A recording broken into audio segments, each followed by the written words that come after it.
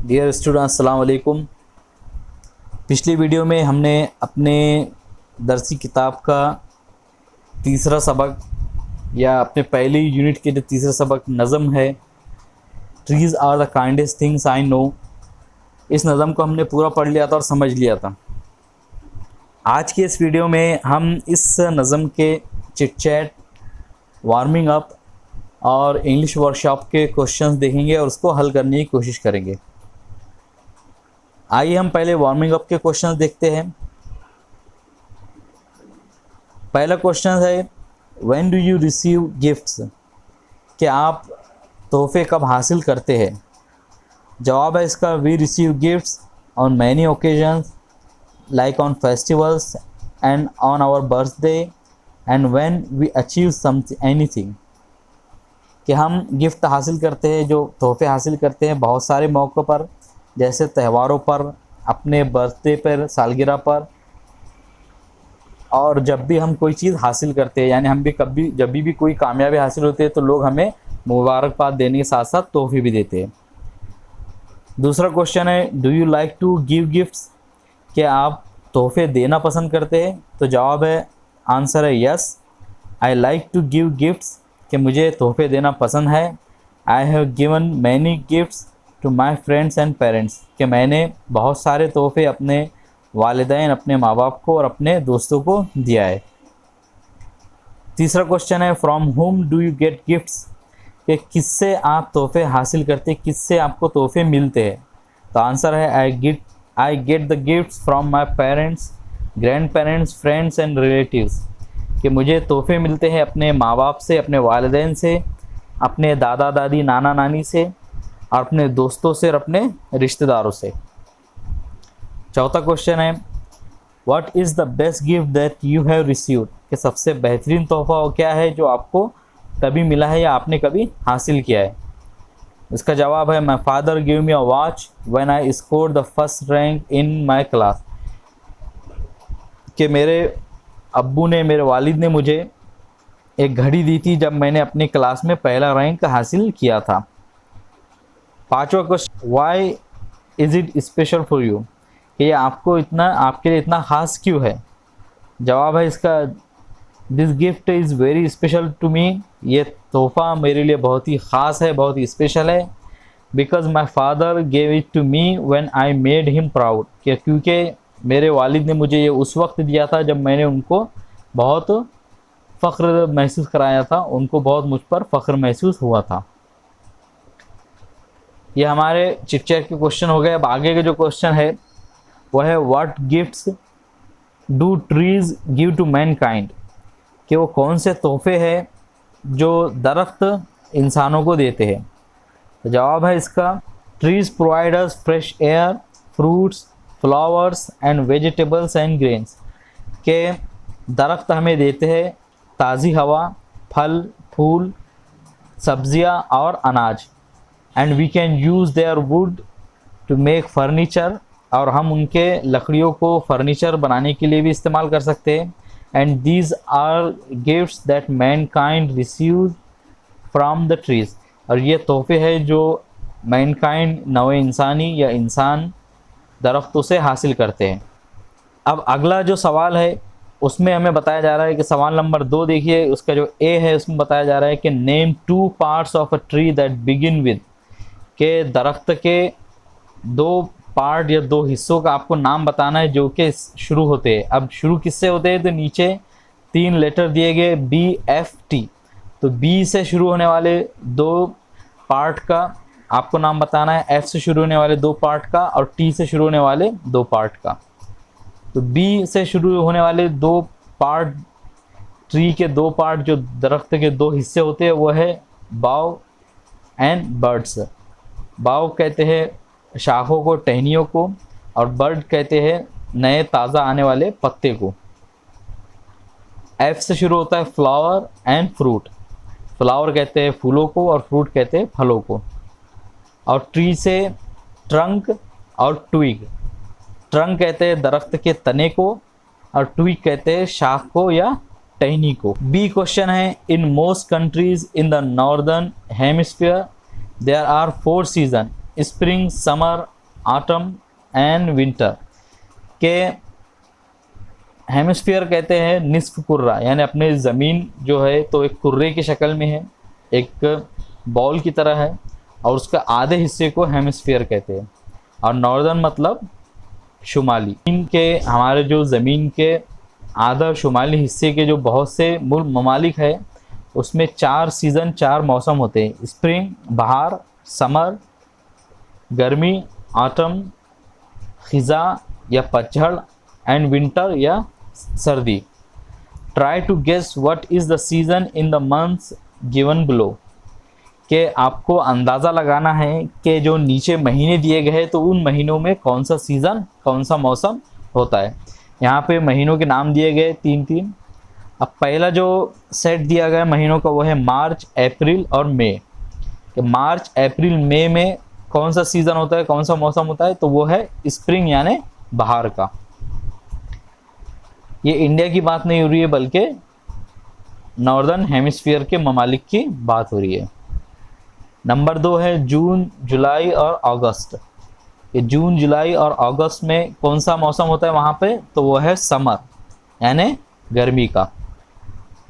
तीसरा है सितंबर, अक्टूबर और नवंबर। सितंबर, अक्टूबर, नवंबर में कौन सा मौसम होता है, तो उसके सामने लिखा गया ऑटम यानी खिज़ा का।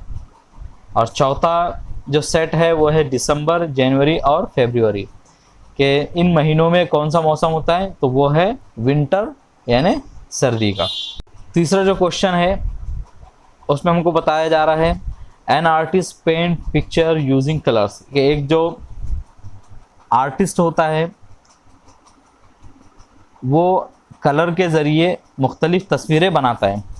अ poet or writer can also paint pictures in your mind or imagination, कि एक शायर या एक राइटर आपके जहन में या आपके इमेजिनेशन तस्वुर में एक तस्वीर को बना सकता है, लेकिन वो कलर के ज़रिए नहीं बनाता बल्कि बाय यूजिंग डिस्क्रिप्टिव फ्रेजेस, बल्कि वो डिस्क्रिप्टिव फ्रेजेस का इस्तेमाल करता है।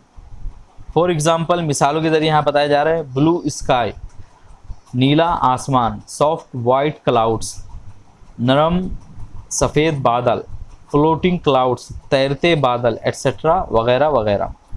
Write down 4 such phrases which describes anything beautiful in nature, कि आपको इस तरह के 4 फ्रेजेज लिखना है जो फितरत या नेचर में पाए जाने वाली किसी 4 चीज़ों को बताते हैं, उनकी तारीफ बयान करते हैं।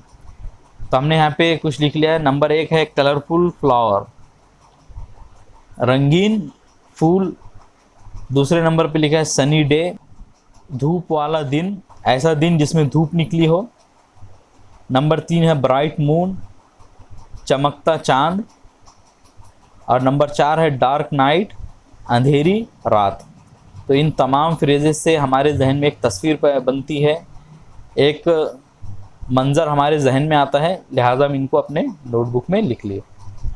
अब हम अपने नज़म के जो इंग्लिश वर्कशॉप के क्वेश्चन है उससे देखेंगे और उन्हें हल करेंगे। हमारे इंग्लिश वर्कशॉप का जो पहला क्वेश्चन है वो है pick from the poem words that rhyme with the following words, कि आपको नज़म से उन अल्फाजों को ढूंढना है जो नीचे दिए गए दर्जल अल्फाज के साथ में राइम करते हैं, उनकी आवाज़ उनके साथ में मैच होती है। तो ए में दिया गया है फ़न, तो फ़न के साथ में जो वर्ड्स राइम होते हैं या राइमिंग वर्ड्स है वो है नज़म में आए हुए हैं सन और बिगन। बी है नो, तो नो के राइमिंग वर्ड्स हैं नो और ग्रो। सी का है नाउ, तो नाउ के साथ में जो राइमिंग वर्ड्स है वो है काउ और बाउ। डी है साइट, तो साइट के साथ साइट के लिए राइमिंग वर्ड्स है लाइट और नाइट। ई है फ्लाई, तो फ्लाई के साथ में या फ्लाई के लिए जो राइमिंग वर्ड्स इस्तेमाल हुए वो है स्काई और ललाबाई। क्वेश्चन नंबर 2 है pick from the poem lines that create a picture in your mind, के आपको नज़्म से ऐसे लाइन ढूंढना है जो आपके जहन में एक पिक्चर या एक तस्वीर बनाते हैं। ए में आपको मिसाल दे दी गई ऑलरेडी कि and in the spring new birds of green, के मौसम बहार में नए हरे पत्ते। अब बाकी के हमको लिखना है, लिहाजा इसमें यहाँ पे मैंने नज़म से कुछ लाइंस निकाल के आप लोगों के सामने रख दिए। बी है and spread a shade for sleepy cows, कि वो साए को फैलाते हैं सोने वाली या सोती हुई गायों के लिए। सी है they give us fruit in leaves above, कि वो हमें देते हैं फ्रूट पत्तों पर। डी है they are the last to hold the light, कि सबसे आखिरी में रोशनी को पकड़ने वाले वही होते हैं। ई है and when a moon floats on the sky, कि जब चांद आसमान में तैरता है। जो थर्ड क्वेश्चन है, the poet refers to trees as the kindest things, के पोएट ने दरख्तों को काइंडेस्ट थिंग, सबसे ज़्यादा नर्म दिल, सबसे ज़्यादा रहम दिल चीज़ के तौर पर हमें बताया गया है। From the poem pick out 5 facts which proves the kindness of trees towards others, कि आपको नज़म से 5 ऐसे फैक्ट, 5 ऐसे सच्चाई निकाल के 5 ऐसी चीज़ें ढूंढना है जो इस बात को प्रूव करे, इस बात को साबित करे कि दरख्त हमारे दूसरों के लिए कितने रहमदिल हैं, उनकी रहमदिली को साबित कर सके। तो पहला है the spread the shade to sleepy animals, कि वो सोते हुए जानवरों के लिए या सोने वाले जानवरों को साया देते हैं। नंबर 2 है दे गिव अस फ्रूट्स, कि वो हमें फल देते हैं। नंबर 3 है they give us wood to make our houses, कि वो हमें अपने घर बनाने के लिए या हमारे घर का फर्नीचर बनाने के लिए लकड़ियाँ देते हैं। नंबर 4 है they gather birds among their boughs, कि वो अपने शाखों पर परिंदों को जमा करते हैं। और 5वां है they give us leaves to burn on Halloween, कि वो हमें हैलोवीन पर जलाने के लिए पत्ते देते हैं। चौथा क्वेश्चन है find words that describe the following, आपको नज़्म से ऐसे अल्फाज ढूंढना है जो नीचे दिए गए अल्फाजों की कोई खुसूसियत या सिफत बयान करे। अल्फाज दिए, नंबर 1 है काऊ, तो काऊ के लिए नज़्म में जो वर्ड इस्तेमाल किया गया है वो है स्लीपी। न्यू बर्ड्स, तो उसके लिए हमें ग्रीन लिखना है, क्योंकि जो पत्ते आते हैं वो ज़्यादातर या हमेशा ग्रीन होते हैं। सन के लिए हमने मॉर्निंग का वर्ड यूज़ किया, मॉर्निंग सन, सुबह का सूरज। नंबर 4 है ललाबाई, ललाबाई मतलब होता है लोरी, तो ड्राउजी ललाबाई यानी सुला देने वाली लोरी। नंबर 5 है ट्रीज़, तो ट्रीज़ के लिए काइंडेस्ट ट्रीज़, सबसे रहमदिल दरख्त। 5वां जो क्वेश्चन है pick out lines that means the following, के यहाँ पे कुछ लाइन या कुछ जुमले दिए गए हैं। अब हमको नज़म से उन जुमलों के लिए या उन जुमलों के माना देने वाले जुमले लिखना है या लाइन्स निकालना है। पहला जुमला है trees provide shelter for animals, के दरख्त जानवरों को शेल्टर या पनाह देते हैं। तो उसके लिए नज़म में कौन सा जुमला इस्तेमाल हुआ है, वो है and spread a shade for sleepy cows. Number 2 है trees provide food for all, दरख्त तमाम लोगों के लिए खाना देते हैं। तो उसके लिए नज़्म में कहा गया है they give us fruit in leaves above. Number 3 है ट्रीज आर मोस्ट लवेबल, के दरख्त सबसे ज़्यादा प्यारे होते हैं, सबसे ज़्यादा नरमदिल होते हैं। तो उसके लिए नज़्म में जो लाइन इस्तेमाल की गई वो है tree are the kindest things. Number 4 है kids love to listen to songs from trees, के बच्चे दरख्तों से बहुत सारे गाने सुनना पसंद करते हैं। तो उसके लिए जो लाइन इस्तेमाल की गई वो है they hum a drowsy lullaby of sleepy children long ago, ये बहुत पहले से ही ये बच्चों के लिए लोरिया गा रहे हैं। नंबर 5 है trees live a simple life, tree या दरख्त एक सिंपल सी ज़िंदगी गुजारते हैं। तो उसके लिए नज़्म में जो लाइन इस्तेमाल की है, they do not harm they simply grow, कि वो किसी को नुकसान नहीं पहुंचाते बल्कि वो सिंपली एक सादे सीधे अंदाज में बढ़ते चले जाते हैं। छठा जो क्वेश्चन है, think and right in your own words, सोचो और लिखो अपने खुद के अल्फाजों में। तो यहाँ पे कुछ 4 क्वेश्चन दिए गए हैं। हम सबसे पहले पहला क्वेश्चन देखेंगे, उसके बाद दूसरे क्वेश्चन को हल करेंगे। पहला क्वेश्चन है, what living things can cause harm to one another, name any 5, कि ऐसी कौन सी 5 चीज़ें हैं जो एक दूसरे को नुकसान पहुंचा सकते हैं। तो आंसर है इसका, there are things that causes harm to one another, like, बहुत सारी चीज़ें हैं जो एक दूसरे को नुकसान पहुंचा सकते हैं। जैसे कि अब नंबर 1 है the wild animals, for example tigers, Lions and hyenas, के मिसाल के तौर पे टाइगर है, जंगली जानवरों में टाइगर है, लायन है, हाइनास लगड़बग्गे, as they hunt and eat their prey, क्योंकि ये क्या करते हैं, शिकार करते हैं और अपने शिकार को खाते हैं। तो इस तरह ये दूसरों को नुकसान तकलीफ पहुंचा सकते हैं।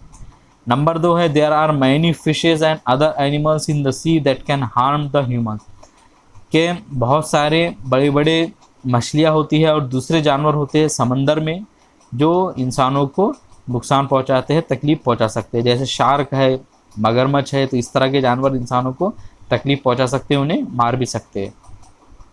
नंबर 3 है, harmful chemicals can harm the humans and other living things, के नुकसानदेह जो केमिकल्स होते हैं तो वो भी इंसानों को और दूसरी जानदारों को तकलीफ पहुंचाते हैं। नंबर 4 है, weapons are also very dangerous as they are build to injure और किल। नंबर 4 है, हथियार भी बहुत ज़्यादा नुकसानदेह, डेंजरस हो सकते हैं, ख़तरनाक हो सकते हैं, क्योंकि उन्हें बनाया इसलिए जाता है कि वो किसी को ज़ख्मी कर दे या मार दे।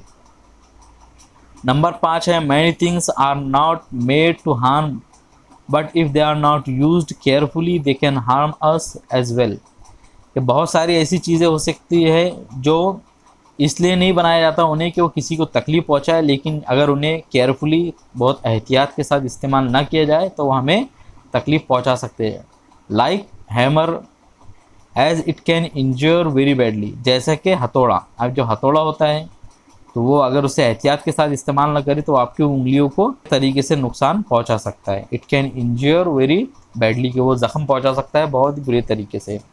Iron if not use carefully it can burn your hand, और इसी तरह आयरन जो होती है इस्त्री होती है, तो इस्त्री भी बहुत नुकसानदेह हो सकती है, अगर उसको केयरफुली एहतियात के साथ इस्तेमाल ना करे तो वो हाथों को जला सकती है। तो इस तरह 5 चीज़ें, 5 मिसालें दी गई है ऐसी चीज़ों की जो हमें नुकसान पहुंचा सकती हैं। अब सवाल नंबर 2 है, why are trees called harmless, के दरख्तों को हार्मलेस, ना नुकसान पहुंचाने वाले क्यों कहा गया है।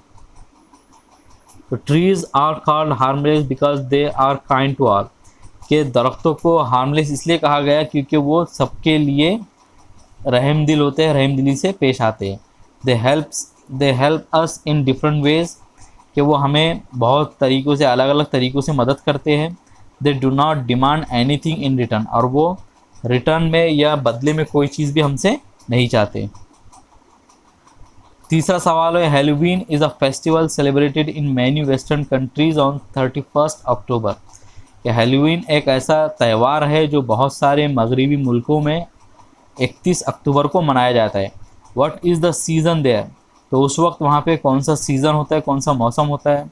Why do you think is there a need to burn leaves on Halloween, कि आपको ऐसा क्यों लगता है कि हैलोवीन के मौके पर पत्तों को जलाया जाता है। तो आंसर इसका, Halloween is a festival celebrated in western countries in autumn season, कि हैलोवीन एक ऐसा त्यौहार है जो बहुत सारे ममालिक में ख़िज़ा के मौसम में, ऑटम सीज़न में मनाया जाता है। I think during the season off autumn temperature drops down, और मुझे लगता है कि जो ऑटम सीज़न है या मौसम ख़िज़ा है उस वक्त वहाँ पे टेम्परेचर बहुत गिर जाता है, यानी जो वहाँ पे बहुत सर्दी होती है। So to keep themself warm people burn the leaves of tree, तो इसलिए लोग दरख्तों के पत्तों को जलाते ताकि वो अपने आप को गर्म रख सके। और इसकी एक और वजह भी ये होती है कि जिस तरह हमारे यहाँ बारिश के मौसम में बहुत सारे कीड़े आ जाते हैं, तो उस तरह वहाँ पे भी उस वक्त बहुत से कीड़े आते हैं, तो उन कीड़ों को भगाने के लिए भी वो दरख्तों के पत्तों को जलाते हैं। क्वेश्चन नंबर 4 है वो इस तरह है, they are the last to hold the light when evening changes into night, which part of the day is referred to in the above lines, which part of the trees hold the light of the day। के इस नज़म में कहा गया है कि दे are the last, सबसे आखिर में वही होते हैं जो रोशनी को पकड़ते हैं जब शाम रात में बदलने लगती है। तो यहाँ पे दरख्तों के किस हिस्से के बारे में बात की जा रही है, which part of the trees hold the last light of the day. यहाँ पे दरख्तों के किस हिस्से के बारे में बात हो रही है। तो इसका जवाब है twilight is referred to in the above lines. ये ट्वाइलाइट का जो वक्त है इस लाइन में बयान किया गया है। ये वक्त कौन सा होता है, तो ये उस वक्त को कहते हैं जब आसमान में हल्की हल्की रोशनी बाकी रहती है। ये सुबह का वक्त भी होता है और शाम का वक्त भी होता है। शाम का वक्त मतलब जब सूरज बिल्कुल गुरूब हो जाता है, बिल्कुल ढल जाता है, और उसके बाद हमें आसमान में जो हल्की रोशनी दिखाई देती है, तो उस वक्त को हम ट्वाइलाइट कहते हैं। तो ये उसी वक्त के बारे में बात हो रही है। और दरख्तों को कौन सा हिस्सा रोशनी को पकड़ के रखता है या पकड़ता है, तो वो है दरख्त के पत्ते। रोशनी उन्हीं पर पड़ती है। तो leaves hold the last light of the day, जो पत्ते होते हैं वही दिन की आखिरी रोशनी को पकड़ते हैं। 7वां जो क्वेश्चन है, search for a short poem about trees in your mother tongue, right it in your notebook and translate any 2 stanzas from the poem into English. कि आपको एक ऐसी नज़म ढूंढना है अपनी मादरी ज़बान में। अब आपकी मादरी ज़बान उर्दू है तो उर्दू में ढूंढिए, या फिर कोई और है तो इसमें ढूंढिए, जिसमें दरख्त के बारे में कुछ बताया गया है, दरख्त के बारे में वो नज़म होनी चाहिए। उसको आप अपनी नोटबुक में लिखिए और पहले 2 स्टेंजा को इंग्लिश में ट्रांसलेट कीजिए। तो आपको अपनी मादरी ज़बान में दरख्तों के बारे में एक कोई नज़म लिखना है और उसके पहले 2 स्टेंजा को इंग्लिश में तर्जुमा करना है। आखिरी जो क्वेश्चन है, your neighbour is having a huge old banyan tree chopped down to make space for another construction. Write an imaginary conversation between you and your neighbor, trying to stop him from having it cut down. Begin with the following. कि आपका पड़ोसी, उसके पास में एक बड़ा सा बरगद का या पीपल का दरख्त है, जिसे वो एक तामीरी काम के लिए, एक बिल्डिंग बनाने के लिए जगह बना रहा है और उस जगह को बनाने के लिए उसे कट कर रहा है। Right an imaginary conversation between you and your neighbour, कि आपको एक तस्वुराती मुकालमा या डायलॉग लिखना है जो आपके और उसके दरमियान हो रहा है। Trying to stop him from having it cut down, तो आपको ये बताना है उसमें कि जिसमें आप उसको रोक रहे हैं, आप कोशिश कर रहे हैं कि आप उसको दरख्तों को काटने से रोक लें। बिगिन विद द फॉलोइंग, आपको जो नीचे दिया गया है डायलॉग है उसी से शुरू करना है। तो पहला जो डायलॉग दिया गया है हमारी किताब में वो है माई सेल्फ, यानी मैं। Good morning sir, I am very disturb and upset to see you having this good old banyan tree chop down. के गुड मॉर्निंग, मुझे ये देखकर बहुत ही ज़्यादा अफसोस हो रहा है और मैं बहुत ही ज़्यादा अपसेट हूँ, डिस्टर्ब हो गया हूँ ये देखकर कि आप इस अच्छे से पुराने बरगद के ट्री को, दरख्त को काट रहे हैं।